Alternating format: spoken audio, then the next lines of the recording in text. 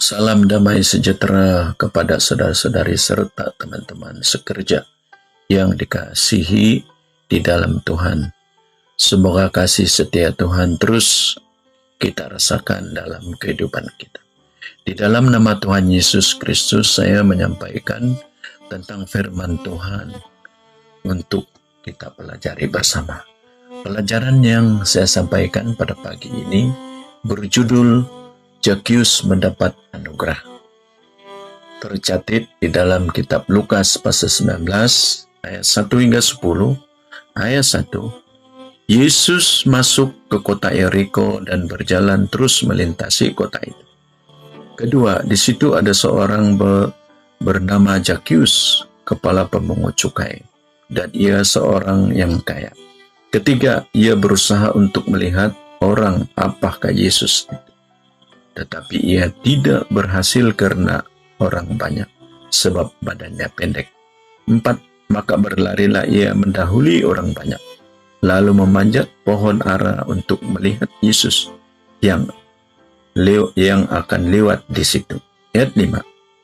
Ketika Yesus sampai ke tempat itu, ia melihat ke atas dan berkata, Zakius, segeralah turun, sebab hari ini aku harus menumpang di rumahmu.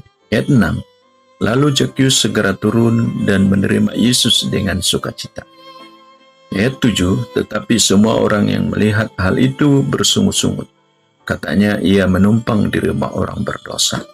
Ayat 8. Tetapi Zakius berdiri dan berkata kepada Tuhan, Tuhan, setengah dari milikku akan kuberi kepada orang miskin, dan sekiranya ada sesuatu yang kuperas dari seseorang akan kukembalikan 4 kali lipat.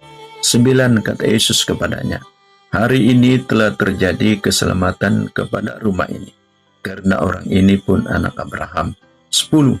Sebab anak manusia datang untuk mencari dan menyelamatkan yang hilang. Nah, kalau kita lihat di dalam perkara yaitu Zakius ini, ada beberapa hal yang perlu kita ketahui tentang Zakius. Zakius ini adalah seorang kepala pemungut cukai. Kedua, Zakius ini adalah seorang kaya. Dan ketiga, Zakius ini adalah seorang yang pendek dan comel lagi orangnya. Kalau dilihat dalam keberadaan kehidupan Zakius di dunia, memang cukup ada padanya. Apa yang kita contohi kepada Zakius adalah kebaikannya. Dia berusaha untuk melihat apakah Yesus itu. Tercatat di dalam kitab Lukas pasal 19 ayat 2 hingga 4. Ayat kedua, di situ ada seorang bernama Zakius, kepala pemungut cukai, dan ia seorang yang kaya.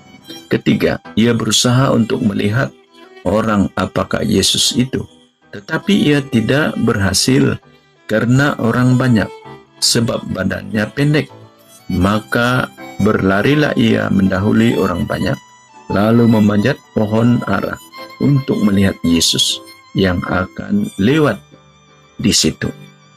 Nah, kalau kita lihat dalam hal ini, waktu ketika Tuhan Yesus masuk ke kota Yeriko, Zakius ingin melihat Yesus. Dan apakah usaha yang dilakukannya?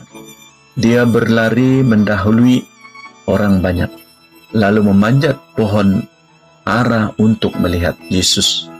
Maka dalam keberhasilan usahanya, dia dapat melihat Yesus, dan Yesus juga melihat dia. Walaupun dia menghadapi beberapa rintangan terhadap usahanya untuk melihat Yesus, tetapi dia dapat mengatasi segala-galanya. Di dalam kehidupan kita yang ingin mendekati kepada Tuhan, kadangkala ada sahaja yang kita temui untuk merintangi dan menghalangi kita untuk terus mengenal kebenaran. Tetapi apa yang harus kita lakukan?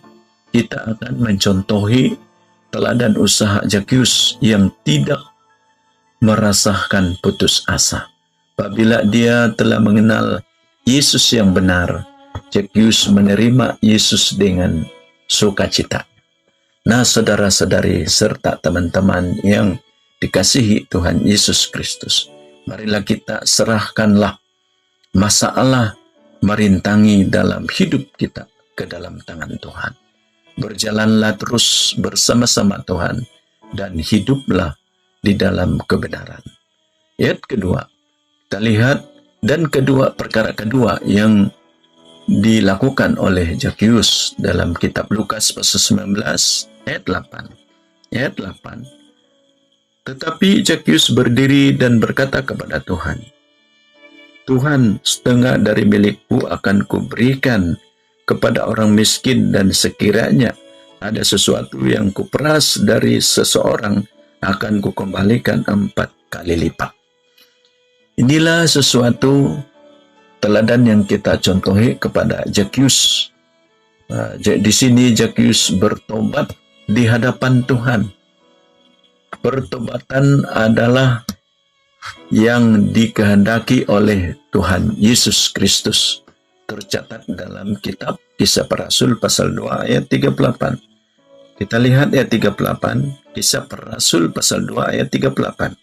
Jawab Petrus kepada mereka, bertobatlah dan hendaklah kamu masing-masing memberi dirimu dibaptis dalam nama Yesus Kristus untuk pengampunan dosamu, maka kamu akan menerima karunia Roh Kudus. Maka dengan ini kita rendah hati, mengakui kesalahan kita, dan menyatakan penyesalan di hadapan Tuhan, serta bertekad untuk bertobat, adalah orang yang mempunyai kesadaran dalam dosanya.